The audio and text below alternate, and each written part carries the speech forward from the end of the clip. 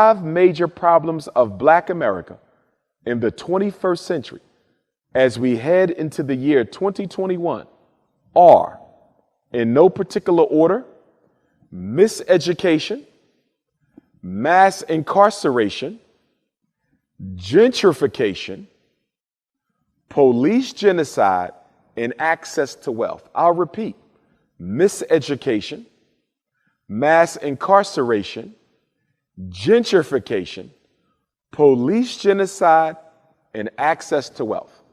And guess what? Neither President Trump nor President-elect Biden articulated a clear and specific program to address any one of the 5-headed monsters that Black America has today. We have seen many times Black people talking about the kind of challenges that they have gone through in the United States.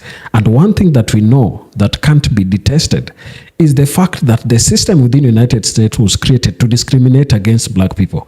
This is given because look at the kind of opportunities that whites have compared to their Black counterparts. It is incomparable because whites are always having everything going easy for them. They can get access to good health care. They can get access to good employment. They have good education. This is something that Blacks don't have. But sometimes you find that Blacks come together and join in with whites to really champion for some things that are always universal for them. Blacks always come with good heart, without any treachery, but then whites, sometimes when you look at how they come in engagements with Black people, they are always hiding something behind the table. In today's video, we want to focus on a clip here by Dr. Umar Johnson. He was speaking about how Blacks have been scammed for years by the white majority in America. I want you to watch this clip, then come back and share our thoughts in the end. Let's watch. This is my message to Black America and to the entire African family. I want to focus at this time, which is the end of the 2020 calendar year. I want to focus on what we've been through and where we need to go as a community and as a people. 2020 was a very challenging year for the American African community. We've had to deal with COVID, the crisis, the shutdown, the reopening. We've had to deal with police genocide on an extremely massive level. We've had to deal with the most comprehensive protests in America since the Dr. King assassination riots. And more recently, we've had to deal with the transitioning to office of newly elected President Joe Biden and first female Vice President Kamala Harris. As I go back over the past year, the 3 biggest concerns that I have is number 1, the protests. Let's start with the protests that began with the assassination of George Floyd, Ahmaud Arbery, Breonna Taylor, and others. We as a community made 3 mistakes with those protests.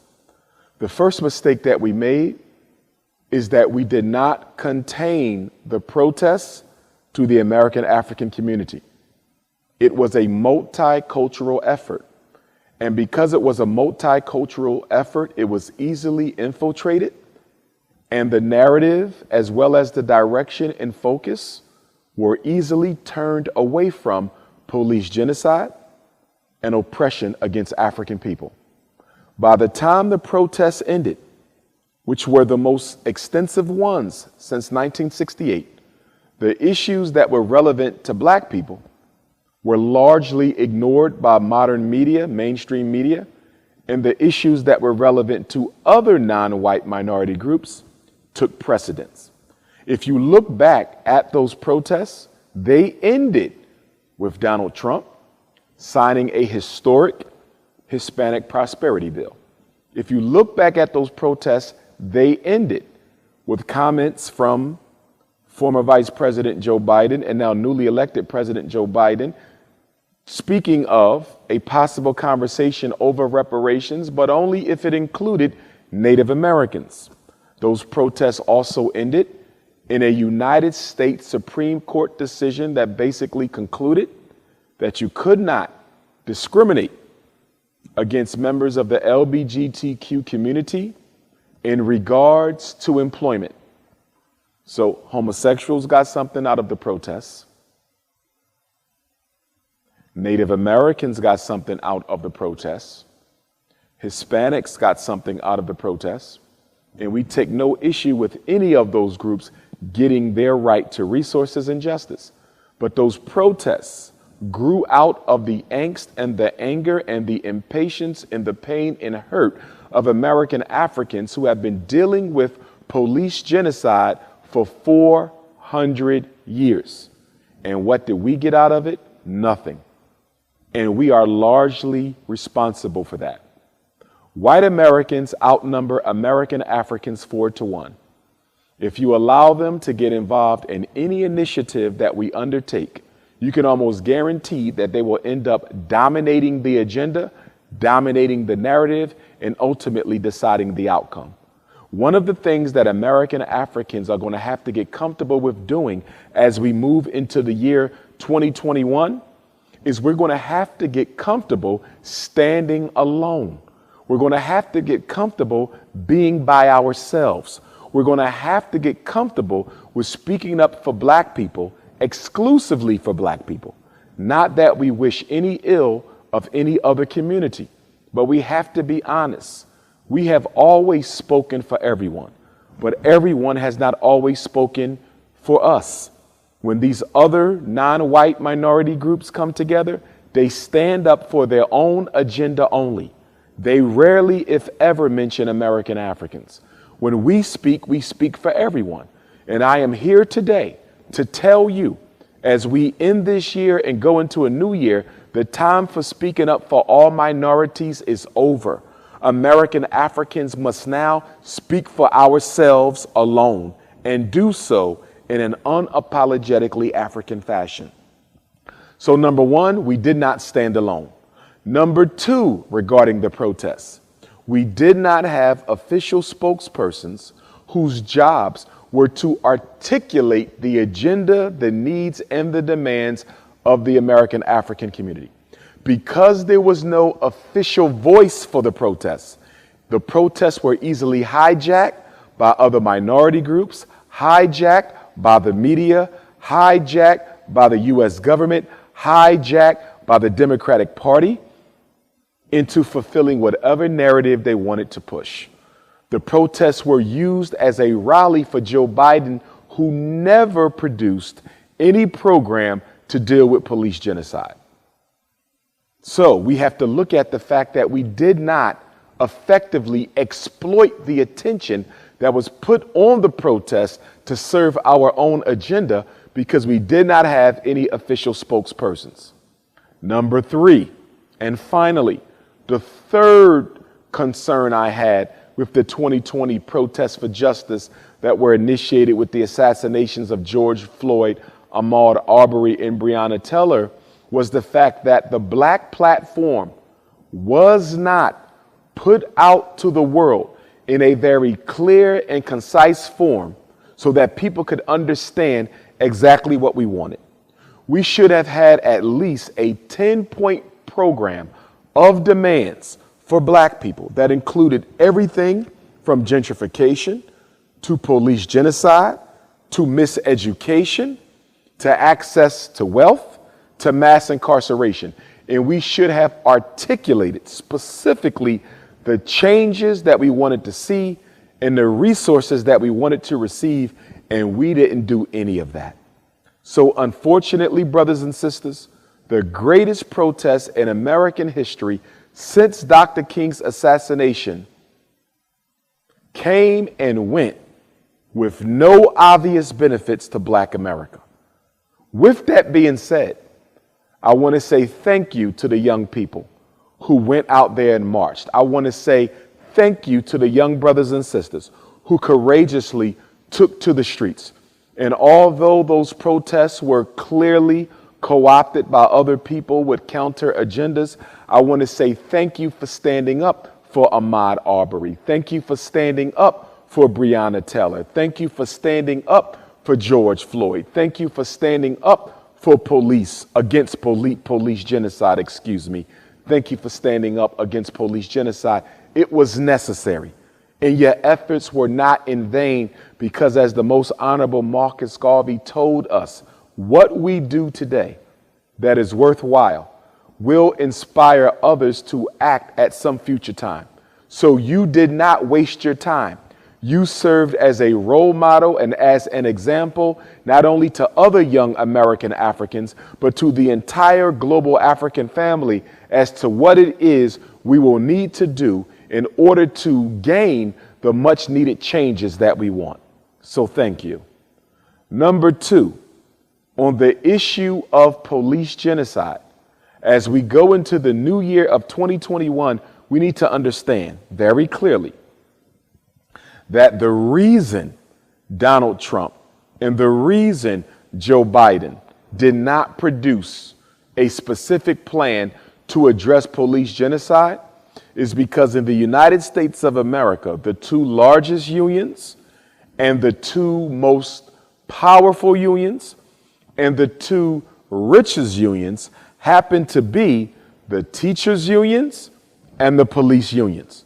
This is precisely why no president in recent history has ever even attempted to improve education for black children, and they have not even ever attempted to hold police accountable for the unjustified murders of black people. Schools don't change and police don't change. And the reason schools don't change and police don't change is because every politician, every preacher, every community leader, most of them, and especially the politicians, are intimidated and afraid of holding police and teachers accountable because it will be difficult to become governor. It will be difficult to become a president. It will be difficult to become a mayor. It will become difficult to be a state rep or a U.S. rep or a state senator or a U.S. senator if you want to hold the police or the teachers accountable. So we have to understand that, and we have to move accordingly. So as we go into the new year, it is my hope that we build our own black political unions so that we can begin to hold our own town hall meetings and debates with those who hope to earn the American African vote. It is my hope that we understand that the time has come for us to distance ourselves from both the Democratic Party and the Republican Party, irrespective of how you feel about President Biden or President Trump, irrespective of how you feel about Vice President Pence or Vice President Harris. Black America must have its own independent political base, and Black America must have its own independent economic base. If you don't have either of those, there will never come a time in America's future where you will be respected, taken seriously, or your agenda given significant attention. You must be willing to stand out like a sore thumb, because until Black America begins to stand out like a sore thumb, Black America will never be able to garner the justice and the change that we need. The COVID crisis, as bad as it was, and I send condolences out to all members of our community who lost their loved ones as a result of the COVID crisis. I want to say that the COVID crisis provided us with an opportunity to take our destiny into our own hands. The shutting down of the American social order, the shutting down of American infrastructure, forced Black people to educate their own children, whether they wanted to or not. It forced Black people to become creative economically because many of the stores were shut down except those which were deemed essential. And so we had to create a life for ourselves for several months where we could not depend on local government, state government, or federal government, not for food, not for housing, not for education, in many cases, not for medical attention, and up until the stimulus package was released, not even for our basic economic needs. Although that was a very traumatic experience, it was also a necessary one from a growth standpoint. Black America is still crawling on her knees. Black America has not begun to walk on its own. COVID took away the crutches. COVID took away the stroller. COVID took away the high chair. And COVID forced us for the first time in a very long time to do for ourselves. With that being said, unfortunately, as I said earlier, I believe that we would have been better served had the COVID crisis taken place during a non-election year. History would have it that as soon as we come out of COVID, it is now time for the presidential elections. And so black people who had just began to take their destiny into their own hands were distracted by a presidential election that did not have any major tenets focused upon the best interests of black people. Let me be clear. The 5 major problems of black America in the 21st century as we head into the year 2021 are, in no particular order, miseducation, mass incarceration, gentrification, police genocide, and access to wealth. I'll repeat: miseducation, mass incarceration, gentrification, police genocide, and access to wealth. And guess what? Neither President Trump nor President-elect Biden articulated a clear and specific program to address any one of the 5-headed monsters that black America has to deal with. Part of that is our fault because we have been married to the Democratic Party for well over 50 years, although there is no justification for that loyalty. And as long as we are going to commit our vote to any party, I don't care if it's the Republican Party, the Democratic Party, the Green Party, the Libertarian Party, if we're going to dedicate our vote to a particular political party that has no agenda to rescue, save, or provide black America with resources, then we will always be mocked, we will always be ignored, and we will always be overlooked. So as we go into the new year, learning from COVID, learning from the 2020 protests for justice, learning from all of the police violence and the police assassinations and maimings of black people, we need to change our behavior. Specifically, I recommend, number 1, stop falling in love with politicians and stop being loyal to political organizations that are not committed to your best interests. The Democratic Party is not committed to black America. The Republican Party is not committed to black America, nor should we be committed to them. The problem with black people is that we have to like people in order to vote for them.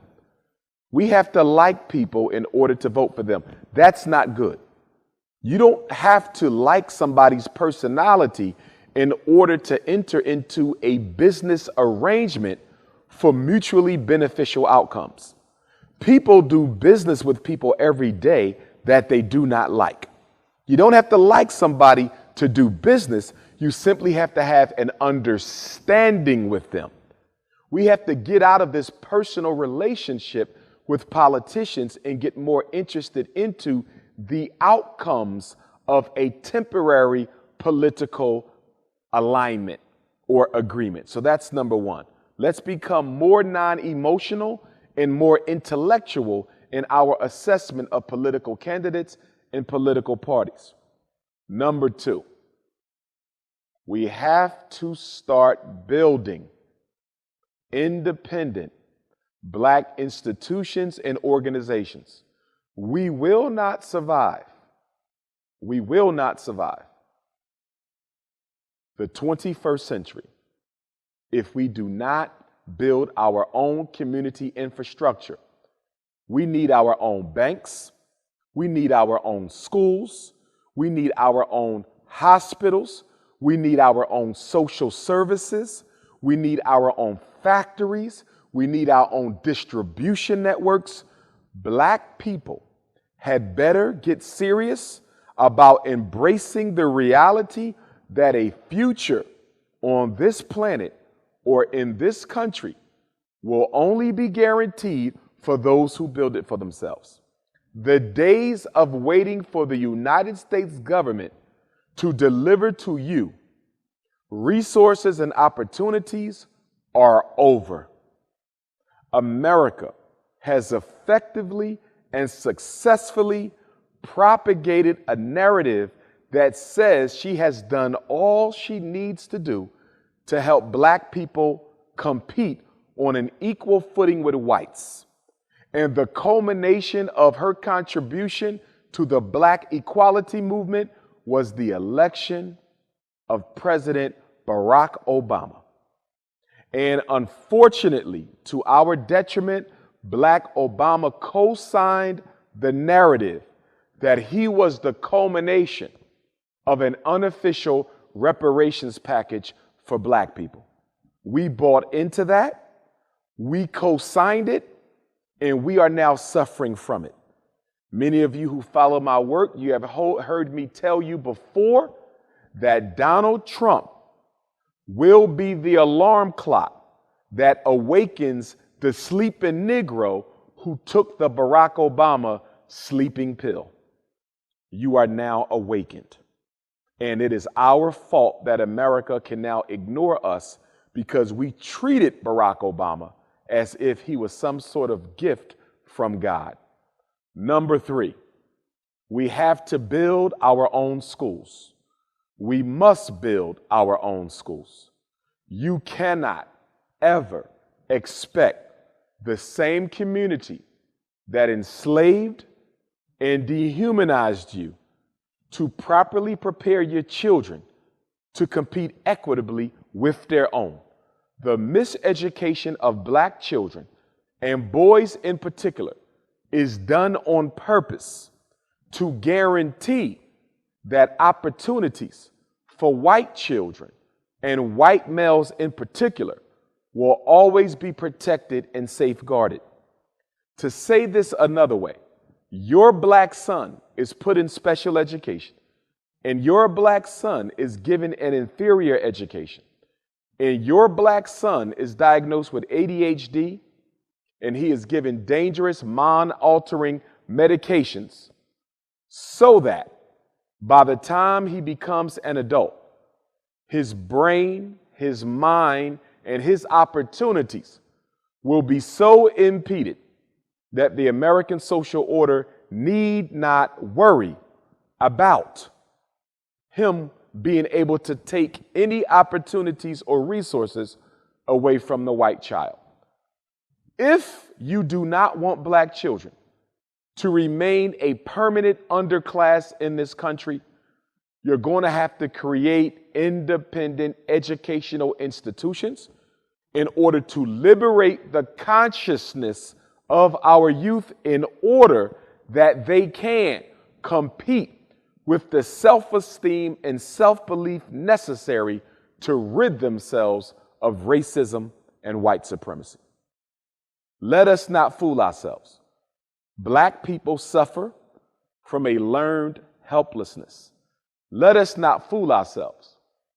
Black people are largely a self-defeated people. I don't care how many trips you take to Africa. I don't care how much comedic science you know. It doesn't matter how many history books you have read. It doesn't matter whether you dress in an African way or sat at the foot at some of our grandmaster teachers. At the end of the day, you judge a people's desire for freedom by the extent to which they have went to secure it. You judge a people's thirst for liberation by the extent to which they have gone to obtain it. You cannot tell me that we want to be free, and yet we send our children to America's public, charter, private, parochial, and independent schools so they can be taught how to worship European culture and hate their own native African culture. You cannot tell me that black people want to be free after voting for President Joe Biden. They go right to the streets and start hemorrhaging billions and billions of dollars on useless Christmas gifts that would have been better used, funds and money that would have been better used building the institutions and infrastructure that we need. Show me how a man spends his money, and I'll show you how motivated he is to change his condition. Show me how a man spends his money, and I will show you how motivated he is to change his condition. With that being said, I have a very special message for black parents whose children attend public and charter school in America. If you attend public and charter school in America, your children, there is a special education hustle that is going around that I want you to understand. There is a COVID hustle that public and charter schools are using in order to take financial advantage of black children, and I want to explain this to you. As you know, many of our children, most of them, are receiving homebound, online, computer-based instruction. They're receiving their instruction from the teacher through Google Classroom or through Zoom. As a result of our children being home, not being in the classroom to receive their instruction, many of them are having a difficult time focusing on the lessons that the teacher is delivering. Many of our children live in homes that are very busy. They live in homes with multiple siblings. They live in homes with multiple televisions, multiple cell phones, multiple radios, multiple laptops. Our homes can be very busy. Any child's home can be very busy. I'm sure it's the same for white children, for Asian children, for Arab children, for Mexican children, for Latino children. But I'm focusing on our children in particular, especially because the outcomes for academic failure for black children are more detrimental than they are for the failure of any other child. So getting back to my point, our children are struggling to remain focused at home, receiving instruction through a computer. Now, I can tell you as a former school principal, I can tell you as a current school psychologist, that our children have a very difficult time of maintaining focus in the classroom, which is partly due to the poor curricular and instructional design of the lessons in that classroom. This was difficult before COVID. This was difficult before home-based instruction. Our children had trouble paying attention in the classroom. That's exactly why we have an ADHD crisis. That's exactly why we have a psychiatric medication prescription crisis. So now you take this child who had trouble focusing in the classroom, and you put him at home in front of a computer with all of these distractions, and you're forcing him to try to learn by way of a computer from a teacher who he or she may have already had a difficult time learning from in the classroom. This has created an extreme crisis in inattention, an extreme crisis in focus, an extreme crisis in irritability. And as a result of this, I am hearing from parents and teachers that our children are struggling significantly to learn at home with this computer-based instruction. Although we all know why they can't focus, because of distractions in their environment and boring teachers on the computer, not to mention that that computer is serving as a barrier for the teacher to be able to really engage the child. It's no different than you attending a concert in person versus watching a concert on television. Although you may enjoy watching a concert on television, the television concert does not compare at all to the experience you would have if you were in the arena watching your favorite artist perform. It's the same thing with our children. If they had trouble paying attention in the classroom, they're going to have even more trouble paying attention at home on the computer. But guess what the schools are doing? Guess what America's public and charter schools are doing? Guess what's happening right here in Brooklyn? Guess what's happening right here in Queens? Guess what's happening right here in Harlem? Guess what's happening right here in Staten Island? Guess what's happening right here in the Bronx? Teachers are prematurely and unnecessarily referring Black children for special education evaluation for learning disability classification because their grades are dropping, and they are using COVID as an excuse to test, evaluate, classify, and place your child in special education classrooms and special education programming so they can get the extra money that comes to the school and district from the state and federal government as a result of your child being placed in special education. So Black parents, I want you to hear me loud and clear.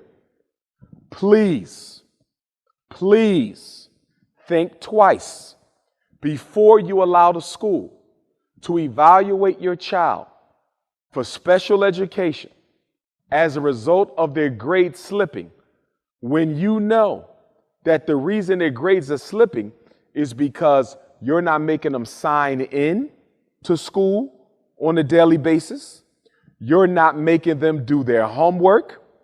You're not checking on them when they are online getting their instruction. When you know that the teacher is boring, the lesson plans are not engaging, the curriculum is not relevant, or if you know that your child has personal problems that are distracting them from focusing, emotional problems, family problems, they're not getting enough sleep, they're not being fed the proper diet,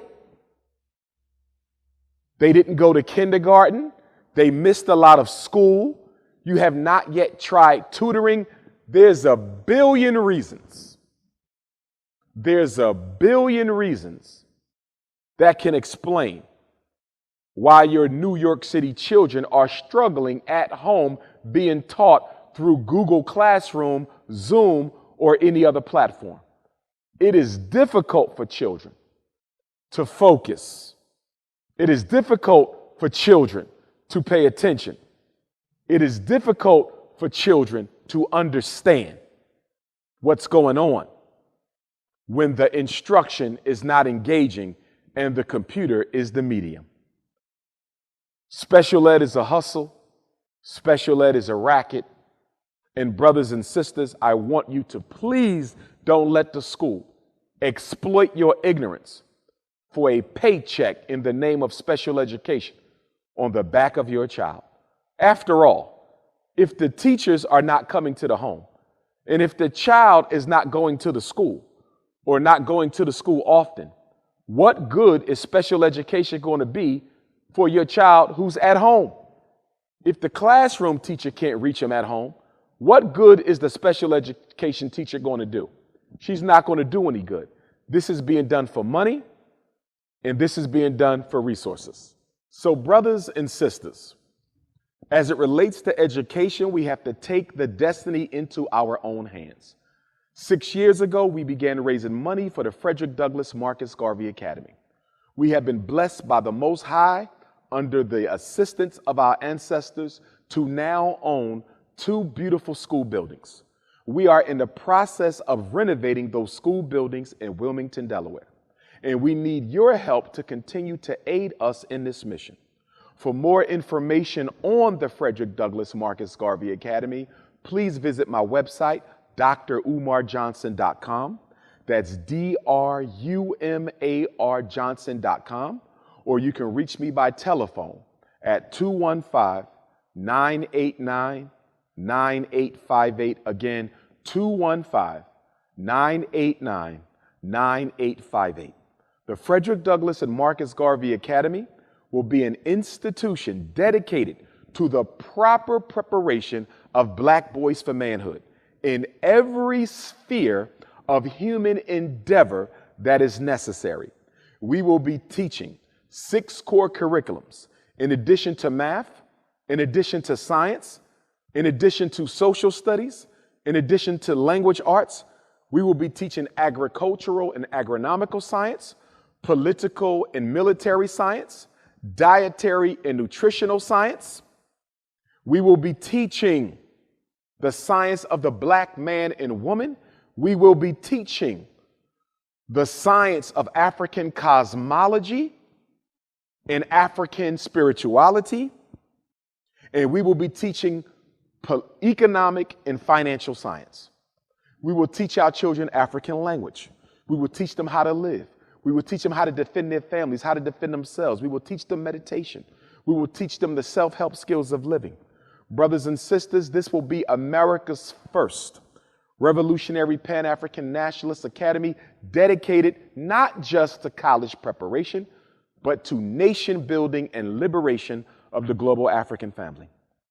As I move away from education, I want to say to those of us who are in the Black consciousness community and those of us who are in the grassroots sector of work, we have been a disappointment to our people.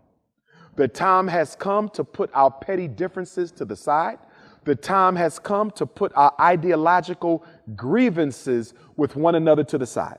The time has come for us to stop focusing so much on the dissemination of information to now where we need to focus on the creation of institutions and the building of infrastructure. Information is not going to save Black people, but organization will. So I will be hosting inside the walls of the Frederick Douglass Marcus Garvey Academy, as soon as renovations are complete, which we hope to be this coming spring, an organizational roundtable. At that table, I want the Nation of Islam represented. At that table, I want the Black socialists represented. At that table, I want the Nuwapians represented. At that table, I want the Hebrews represented. At that table, I want the Gods and Earths represented. At that table, I want the new Black Panther Party and the old Black Panther Party represented. At that table, I want all of the various major Black grassroots organizations and leaders represented, so we can come together as a united vanguard to do work together under one umbrella to bring about the complete total liberation of African people. We have to wage war on mass incarceration. We have to wage war on miseducation. We have to wage war on gentrification. We have to wage war on police genocide. We have to wage war on economic castration, brothers and sisters. And we have to do it non-denominationally. The Black conscious community has become a mockery. It has become a joke. And we are not relevant in the lives of our people beyond the dissemination of information. And that has to change. It must stop. And I'm going to lead the way in making that happen. As I move over into the state of the black family, black men and women have to stop fighting each other. We have to stop blaming each other.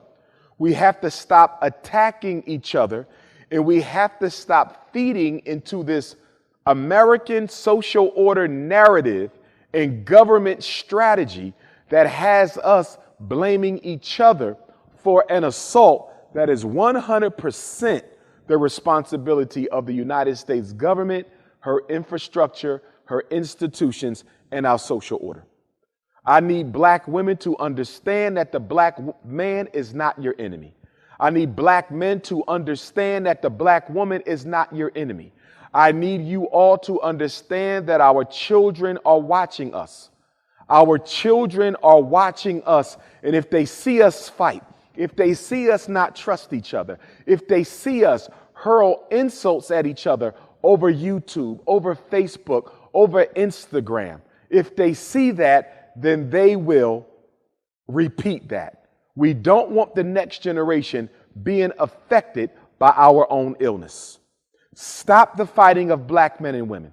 We will have programs at FDMG, Team Pan-African, the international movement for the independence and protection of African people, takes the preservation and creation of black family very seriously.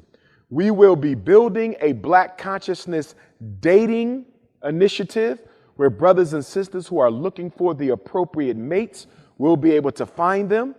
We will be having programs for black men and women who are already married or in a committed relationship to stay together.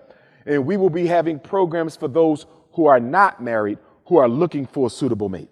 We have to target the black family specifically for intervention because America has been waging war on the black family since the 1960s, waging war on the woman, waging war on the man, waging war on the child. I want black women to understand the welfare programs in America were not created to help you or your child. The welfare programs were created to distract you from fighting for the black man. The welfare programs were designed to distract the black woman from fighting for the black man. In other words, food stamps and WIC in Section 8 became the symbolic black man in the household. That's exactly why many Section 8 programs, even to this very day, do not allow able-bodied men to be in the home in order for you to receive the benefit. And even in states that do allow able-bodied men to be in the home to receive Section 8 housing, none of them allow a man with a felony on his record to live in that house, even if that is his wife and even if that is his children. So clearly we see that the welfare programs has as one of its goals the separation of the black man and woman. I need the black man to understand that the United States order intentionally educated the black woman to the detriment of the black man, to drive a wedge between the two so that we would not be humble enough to still be strong enough as a man to love and care for a black woman even if she makes more money than we do, to love and care for a black woman even if she has a greater or more prestigious job than we have. A black woman who's a doctor still needs to be loved. A black woman who's a lawyer still needs to be loved. A black woman who is a nurse still needs to be loved. A black woman who owns her own business still needs to be loved. And there's no universal law that says a black woman can't be loved by a black man making half her salary. There's no universal law that says a black woman can't be loved by a black man who works with his hands. There's no universal law that says a black woman can't be loved by a black man who works a regular traditional 9-to-5 job. We need each other and we have to stop fighting because the black family is the foundation of the black community. And if there is no family, there will be no community. With that being said, I want to challenge our single black men to recommit yourselves to black women. I want to challenge you to only date and marry within our community. Our children need to see strong and healthy examples of black men loving and marrying black women. Please stop dating outside the community. I have nothing negative to say to the white woman. I have nothing negative to say to the Latino woman, the Asian woman, the Arab woman. But because I love my sisters, because I am devoted to the black woman, I am asking all black men who are single to make a concerted effort to stay within the community when building your family. And I'm going to challenge the black woman, our sisters, our beautiful queens, to do the same thing, to date within the race, date within the community, not from a bigoted perspective, not from a supremacist perspective, but from a self-love perspective. If there is no black family, there will be no black future. Moving on, we have to get our economics together, and we have to get our psychology together. And our economics and our psychology go hand in hand. In order for black people to overcome the oppression and backwardness that we experience in this country and in this world, we have to get the economics together and we have to get the psychology together.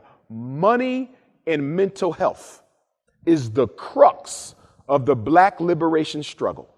Money and mental health is the crux of the black liberation struggle. Why have we not made more progress? Where we don't have our money organized. Why have we not made more progress? Because we have organizational issues that stem from a mental health crisis of self-hatred. We have a mental health crisis of self-hatred, and we have an economic crisis of self-hatred. What are black people in New York City doing right now? What are black people in New York City doing at this very moment? We are shopping.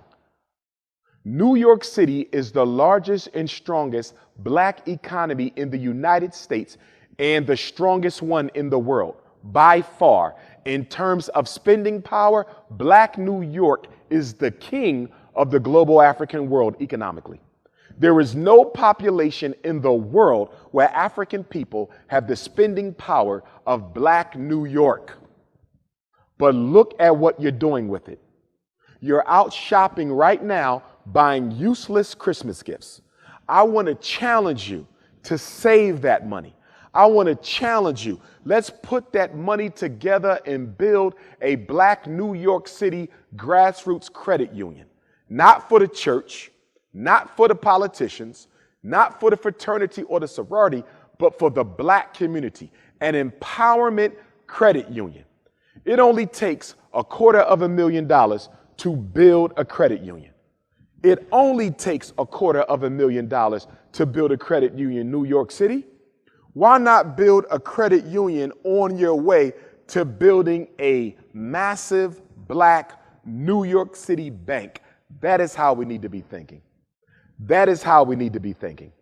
And if we're going to do that and do it effectively, we have to overcome our division. We have to overcome our self-hatred. We have to overcome our dark skin supremacy, our light skin supremacy, our long hair supremacy, our natural hair supremacy, our education supremacy, our corner boy supremacy.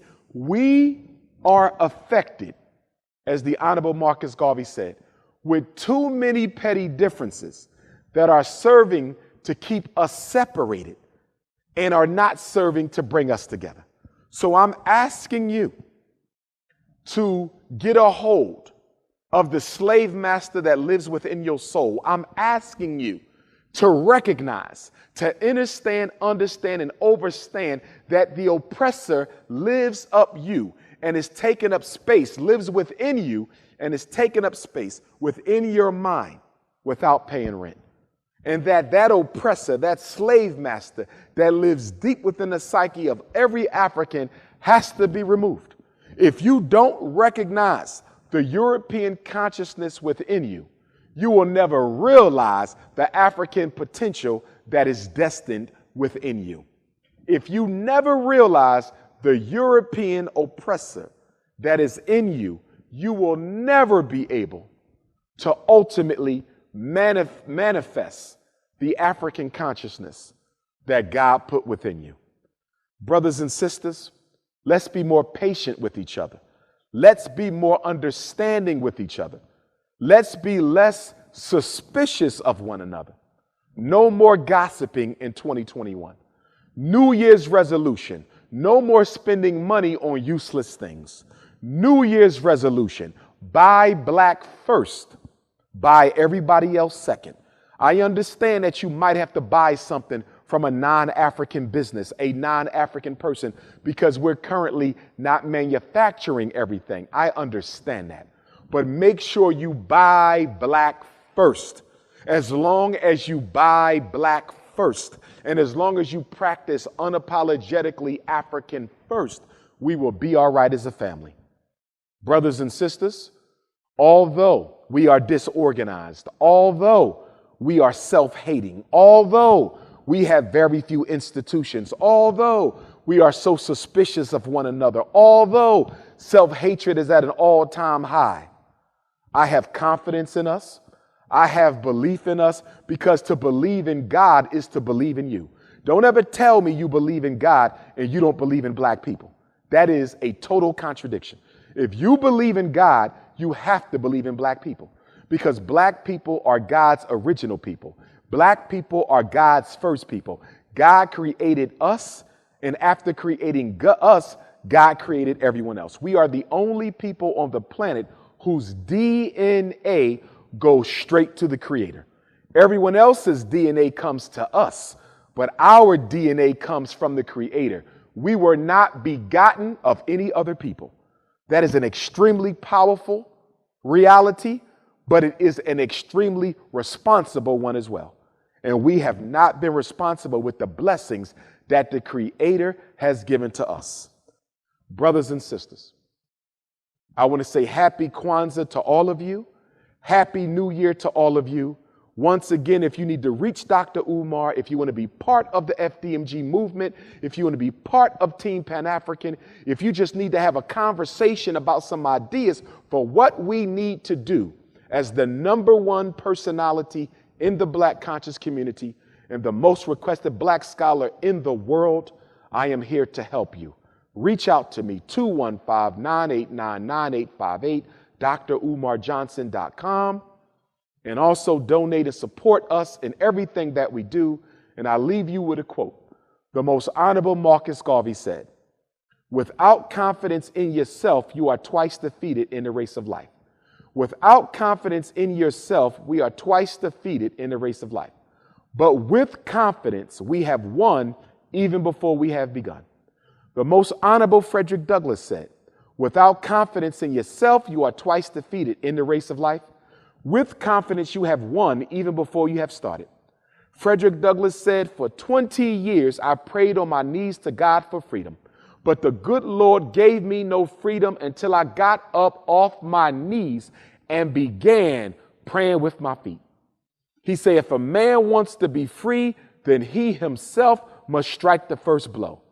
Power concedes nothing without a demand. It never did, and it never will.